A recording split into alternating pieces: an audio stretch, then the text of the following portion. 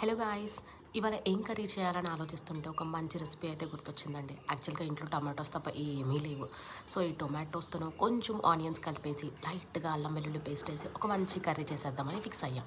చూస్తున్నారు కదా, ఇదే నేను చేస్తున్న కర్రీ. ఏం లేదండి, ఒక్క 5 to 6 టమాటోస్ తీసుకొని ఒక 3 ఆనియన్స్ తీసుకొని మంచిగా చిన్న చిన్న పీస్గా కట్ చేసుకోండి.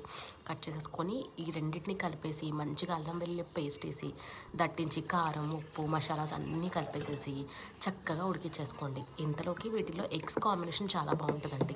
ఎగ్స్ని ఉడకబెట్టేసుకొని వాటిని 2 పీసెస్గా అంటే సగం సగంగా కట్ చేసి కర్రీలో ఉడుకుతున్నప్పుడే వేసేసి తర్వాత తింటే ఉంటుందండి. ఆ ఎగ్కి ఆ టొమాటో ఫ్లేవర్ తగులుతూ ఎగ్ కూడా చాలా బాగుంటుందండి. చూపిస్తున్న విధంగా ఒక 2 పీసెస్ లాగా కట్ చేసుకోండి. ఒక 2 ఎగ్స్ తీసుకోండి. వేడి వేడిగా ఉన్నప్పుడు తీసి వేసేసేయండి. సో దాని లోపల చందమామకు కూడా ఆ గ్రేవీ కూడా పట్టేసి మంచి టేస్ట్ ఉంటుందండి.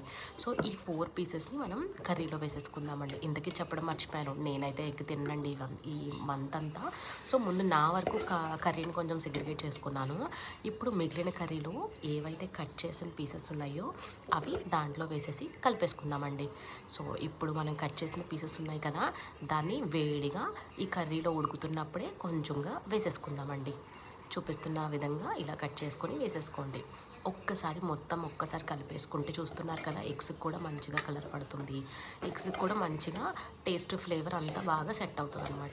ఇది వేడి వేడి అన్నంలో తింటే ఉంటుందండి బాబోయ్.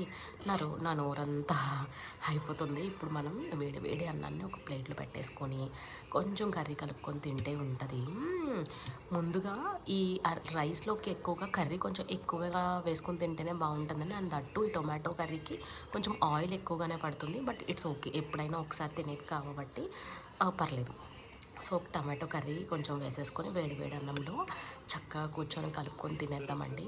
చూస్తున్నారు కదా, అసలు చూడండి ఎంత మంచి రెడ్ కలర్లో అసలు తినేయాలనిపించేస్తుంది నాకైతే వీడియో చేస్తున్నప్పుడే. ఇంకా సో ముందు వీడియో కోసం చేసేసి ఒక్క ముద్ద మీకొకటి, అలానే తర్వాత నాకు. Okay, bye.